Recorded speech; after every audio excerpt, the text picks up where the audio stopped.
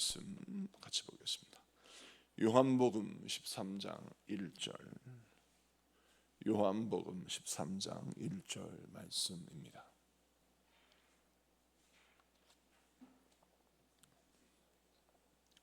요한복음 13장 1절 한 절 다 같이 합독하겠습니다. 합독합니다. 시작. 유월절 전에 예수께서 자기가 세상을 떠나 아버지께로 돌아가실 때가 이른 줄 아시고 세상에 있는 자기 사람들을 사랑하시되 끝까지 사랑하시니라. 아멘. 요한복음 전체의 말씀은 전반부와 후반부로 나눈다라고 말씀드렸습니다. 1장부터 12장까지 7개의 표적을 통하여 예수님은 누구신가에 대한 말씀이 전해졌다면 13장부터 21장까지의 말씀은 예수님의 십자가와 부활, 그 진정한 구원의 복음의 의미에 대해서 예수님이 말씀하고 계시죠. 그래서 예수님의 십자가와 부활을 영광으로 표현해서 13장부터 21장은 영광의 책이다라고 말하기도 합니다.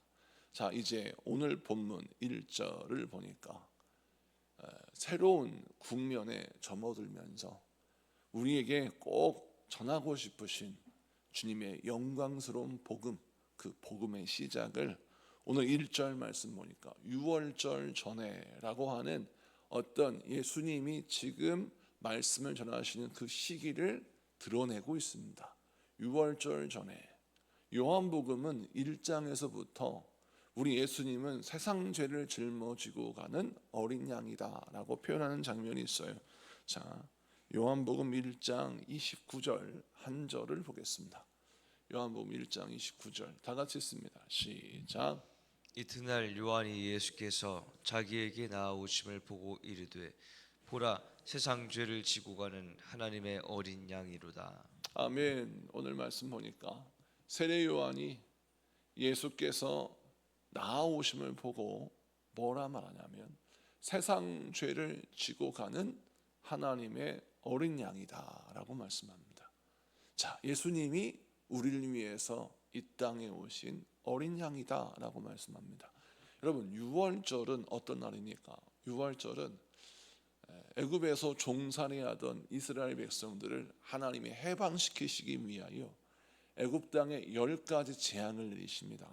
근데 이 10가지 재앙 가운데 마지막 재앙이 무엇이냐면 애굽에 있는 첫 것, 그러니까 사람이든 짐승이든 큰아들과 짐승의 첫 것을 다 심판하시고 죽이시는 날이 유월절입니다.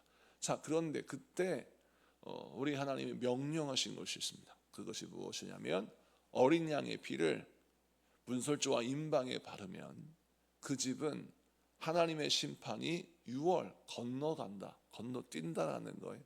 그래서 그 어린 양의 피가 발라져 있는 집은 큰아들이건 짐승의 첫 것이든 그 어느 것도 심판받지 않고 구원을 얻는다라는 뜻이죠. 자, 그래서 어린 양의 피를 문설주와 임방에 바름으로 이스라엘 백성들은 하나님의 약속의 말씀을 믿는 자들은 다 구원을 얻었어요. 이때 이스라엘 백성들만 구원을 얻은 것이 아니라 잡족들이라 일컫는 혈통은 하나님의 백성들이 아니에요. 그냥 이방 민족입니다. 그러나 그들도 모세의 말을 듣고 같은 노예의 신세인데 저들도 어린 양의 피를 문설주와 임방에 바르네, 우리도 그렇게 해볼까? 라고 해서 그들도 모세가 전해준 하나님의 말씀을 믿고 문설주와 임방에 피를 바르면 살았습니다. 그래서 나중에 출애굽할 때 이스라엘 백성들만 간 것이 아니라 잡족들도 같이 애굽을 탈출하여 가나안 향해 나갈 수 있는 기회를 얻게 되죠. 물론 그들 중에 여러 부류들은 불평과 원망을 해서 가다가 광야에서 무너지긴 했지만 우리 하나님이 구원의 기회는 똑같이 주셨다라는 것입니다. 여러분, 유월절 어린 양은 모든 노예들을 살리시는 하나님의 은혜의 통로였어요. 자, 오늘 말씀에 우리 예수님이 그렇다라는 것입니다. 우리 예수님이 우리를 위하여 몸 찢고 피 흘려 고통당하시고 당신의 보혈을 내어 주심으로 말미암아 우리가 모든 죄가 사함을 받고 구원을 얻는 하나님의 백성이 되었어요. 자, 그러면 이 말씀을 통해서 우리 주님이 우리에게 보여주시는 메시지가 무엇입니까? 요한복음 1장부터 12장에 주님이 베풀어 주시는 모든 표적을 보면 참 신기하고 감사하고 놀랍죠. 그래서 이런 은혜가 날마다 나에게 공급되었으면 좋겠어요. 필요할 때마다 나에게 기적이 일어나고 필요할 때마다 나에게 표적이 일어나고 이랬으면 좋겠어요. 그런데 예수 그리스도의 은혜는 그렇게 막 나에게 주어지는 당연한 선물이 아니라는 거예요. 예수님이 우리의 구원을 베푸실 때에는 그 구원의 은혜, 보혈의 은혜는 예수님이 몸 찢고 피 흘려 고통당하신 대가를 지불하신 은혜라는 것입니다. 그래서 우리는 값없이 은혜를 얻지만 그 값없이 은혜를 얻은 그 은혜는 예수님이 값있게 지불하신 결과라는 거예요. 그래서 우리가 신앙생활할 때 항상 기억해야 될 것은 내가 하나님 앞에 예배하고 찬양하고 기도하고 또 내가 날마다 숨쉬며 살아가는 모든 순간순간마다 내가 살아있는 모든 것, 내가 누리는 모든 것은 우리 예수 그리스도의 십자가의 고통의 결과요 그분의 선물임을 깨닫고 날마다 감사를 잃어버리면 안 된다는 것입니다. 감사를 잃어버리면 우리 심령 가운데 무엇이 이제 싹트냐면 하나님의 은혜가 당연한 것이 되어버리는 거예요. 하나님의 은혜가 당연하면 우리가 표적은 구하는데 예수 그리스도의 십자가는 외면하는 자가 되는 거예요. 진짜 믿음은 예수님의 은혜에 감사하는 겁니다. 날마다 감사하는 거예요. 그 감사가 내 안에 살아있어야 하는 겁니다. 그 감사가 살아있는 사람은 유월절 어린 양의 피가 대가를 지불한 피인 것을 깨닫게 되는 것이죠. 오늘 이 말씀을 붙들고 우리가 어떻게 신앙생활을 해야 합니까? 구원의 복음을 가진 자는 날마다 숨쉬는 순간마다 내게 주신 주님의 은혜, 내게 주신 십자가의 그 은혜를 얼마나 묵상하며 불평 한마디를 하기 전에 먼저 감사할 수 있는 믿음의 고백이 우리 삶의 고백이 되기를 축복합니다. 그 다음에 예수께서 자기가 세상을 떠나 아버지께로 돌아가실 때가 이른 줄 아시고, 아멘. 오늘은 새벽이니까 1절의 상반절만 설교하고 다음에 그 마지막을 설교할 겁니다. 1절이 굉장히 중요한데 여기에서 예수님께서 죽으시고 십자가에 못 박혀 죽으시는 것을 뭐라고 표현하냐면 이것이 예수님이 죽으시는 사건이 세상을 떠나 아버지께로 돌아가는 사건이라고 설명합니다.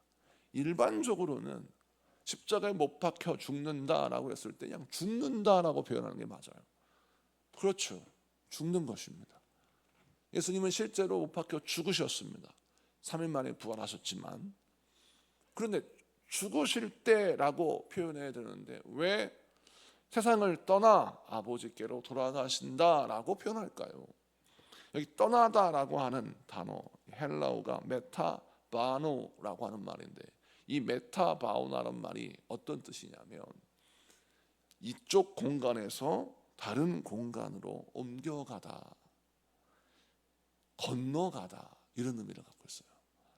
자, 그래서 예수님이 십자가에 못 박혀 죽으시는 사건은 단순히 당신이 능력이 없어서 부족해서 남에게 목숨을 빼앗기는 사건이 아니라 우리 예수님께서 우리를 사망에서 생명으로 옮기시는 사건이고 예수님은 이 땅에서 하나님 아버지의 뜻을 다 완성하시고 이제 그 일을 이루신 다음 우리 하나님의 곁에 옮겨가시는 사건이 십자가의 사건이다라는 것입니다.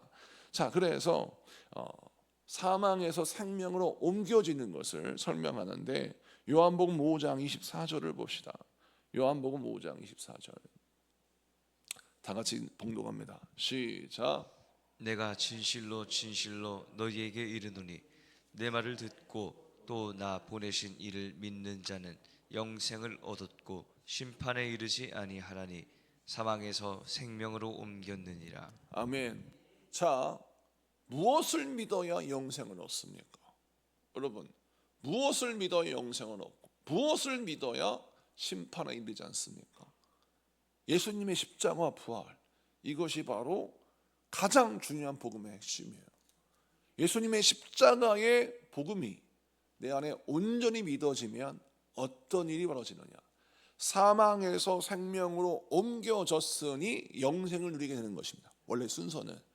그러니까 사망에서 생명으로 옮겨졌다라는 표현을 구원으로 표현하고 있는 것이죠. 요한 1서 3장 14절에서 똑같이 표현하고 있어요. 그러니까 전체의 말씀을 보면 예수님의 죽으신 사건은 우리가 사망에서 생명으로 옮겨지는 사건이다.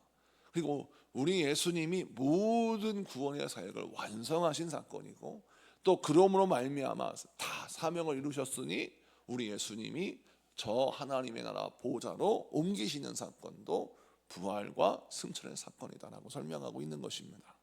자, 그렇다면 또 이것이 우리에게 또 어떤 의미로, 이것이 왜 영광으로 표현되느냐? 자, 우리 예수님께서 사망에서 생명으로 옮기신 구원의 사건과 당신이 모든 것을 다 이루시고 죽으신 사건이 이 세상을 떠나 아버지께로 가는 사건이고, 이것이 영광스러운 사건이라고 설명하는 장면이 있어요. 요한복음 16장 28절, 또 요한복음 17장 4절 5절을 봅니다. 자, 다 같이 봅니다. 시작.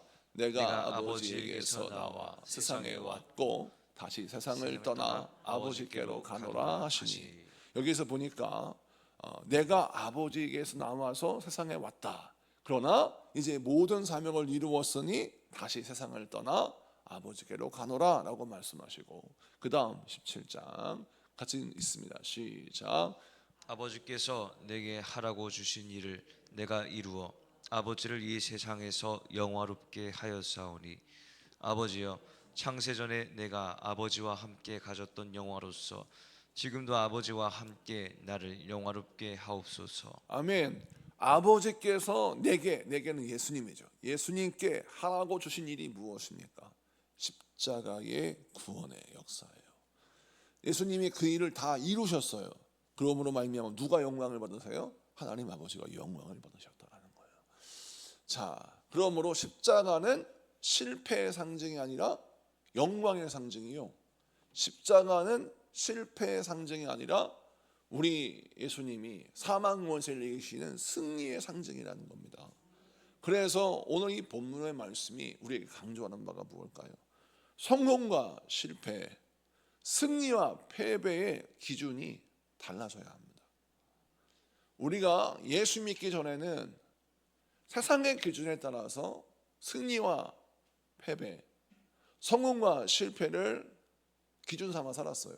그래서 돈 많으면 잘 산다라고 표현하고 가난하면 못 산다라는 표현을 썼어요. 그런데 우리가 예수를 믿고 하나님의 자녀가 되어서 천국의 복음을 우리가 잘 이해하고 신앙생활하면 잘 사는 게 돈 많은 게 아니라, 잘 사는 거는 예수님을 잘 믿고 사망에서 생명으로 옮겨진 자가 잘 사는 거예요. 왜? 그 사람은 이미 영생을 얻은 자니까. 그럼 못 사는 자는 누굽니까? 못 사는 자는 세상의 금은보화는 다 가졌어요. 세상의 권세는 다 가졌어요. 그런데 그 안에 예수가 없어요. 영생이 없어요. 여전히 사망에서 종노릇하고 있습니다. 본인만 몰라요. 여러분, 죄 짓는 사람들은, 사망에 붙들려 있는 사람들은 본인이 몰라요. 내가 사망에 붙들려 있는데, 내 모습이 얼마나 초라한지, 내 모습이 얼마나 부끄러운지를 모릅니다. 우리가 거울을 보기 전에는 내 얼굴에 똥이 묻었는지 재가 묻었는지 모릅니다. 그냥 얼굴에 뭘 묻히고 사는지를 몰라요. 뭘 봐야 알 수 있습니까? 거울을 봐야 알 수 있는 건데, 세상 사람들은 거울을 보지 않습니다. 진짜 거울을 보잖아요. 진짜 거울은 무엇입니까? 말씀이에요. 말씀을 통해서 나의 진짜 영혼의 민낯을 봐야 됩니다. 어떤 죄가 있는지, 내가 무엇에 붙들려 사는지, 무엇에 정신 팔려 사는지를 딱 봐야 돼요. 그러면 답이 나오죠. 아, 내가 인생 잘못 살았구나. 내가 못 살았구나. 그래서 다시 예수님을 잘 믿어야 하는 것입니다. 그럼 잘 믿는 게 뭐예요? 감사를 회복하는 거죠. 나를 살려주신 주의 은혜에 감사해야 되는데 이 감사가 없고 뭐에만 감사하냐면 7가지 표적만 보았을 때 감사하는 거예요. 오병이어의 기적이 일어나면 감사하고, 굶주리면 감사하지 않고, 또 내가 눈을 감으면 감사 절대 못하고 눈을 뜨면 감사하고, 이런 식의 뭔가 내 육신의 조건, 내 탐욕과 나의 정욕과 나의 소원, 이런 것들이 만족했을 때만 감사하고, 이것이 만족스럽지 않으면 감사하지 못할, 즉 다시 말해서 우리 안에 희노애락의 기준이 여전히 세상 것이에요. 그러면 그 사람은 영생은 가진 듯 하나 아직 사망에서 생명으로 옮겨지지 못한 사람인 것을 성령은 드러내고 있는 것입니다. 자, 그래서 이 말씀을 통해서 우리가 붙들어야 할 말씀이 무엇입니까? 주여, 내가 예수를 잘 믿고 나의 희노애락의 기준이 바뀌어지게 하여 주옵소서. 하나님, 잘 살고 못 살고의 기준이 내 안에서 다시 선명하게 세워지게 하여 주옵소서. 세상에 금은보화는 내게 없지만 내게 있는 예수가 나의 행복의 기준이고, 세상에 금은보화는 내게 없지만 내 인생에 하나님의 함께 하심이 내 삶의 온전한 기쁨임을 증거하고 보여주고 누릴 수 있는 내가 되게 하여 주옵소서. 기도하는 여러분에게 축복합니다. 말씀을 마칩니다. 오늘 본문 요한복음 13장 1절 상반절이 강조하는 2가지 포인트 붙잡아야 합니다. 당연한 은혜는 없습니다. 나는 값없이 은혜를 얻었지만 그 은혜를 주신 분은 예수 그리스도이시며 우리 예수님이 값비싼 희생을 치렀습니다. 이것은 내게 권리가 아니라 은혜요, 이것은 당연히 받을 수 있는 것이 아니라 하나님께서 나에게 사랑함으로 주신 선물이에요. 그러므로 우리가 날마다 당연하게 여기지 말고 감사해야 합니다. 2번째, 성공과 실패, 승리와 패배의 기준이 완전 달라져야 합니다. 인생의 희노애락의 기준이 달라져야 우리가 신앙생활의 기쁨과 행복을 누릴 수가 있는 것이죠. 오늘 이 말씀을 통해서 주여, 나의 삶의 기준이 바뀌어지는 영적 체험을 하게 하여 주옵소서. 기도하는 여러분에게 축복합니다. 우리 기도합시다. 공동기도문 우리 같이 기도하겠습니다. 선포합니다. 시작. 하나님 아버지, 오늘도 값없이 베풀어 주신 구원의 은혜를 깨닫게 하시니 감사합니다. 우리를 살리시기 위해 생명을 내어주신 예수님의 사랑을 당연하게 여기지 않게 하시고 날마다 감사와 헌신으로 그 은혜에 응답하게 하옵소서. 세상의 성공과 실패의 기준에 흔들리지 않고 하나님께서 맡기신 사명을 끝까지 충성스럽게 감당하는 믿음의 사람이 되게 하옵소서. 예수님의 이름으로 기도합니다. 아멘.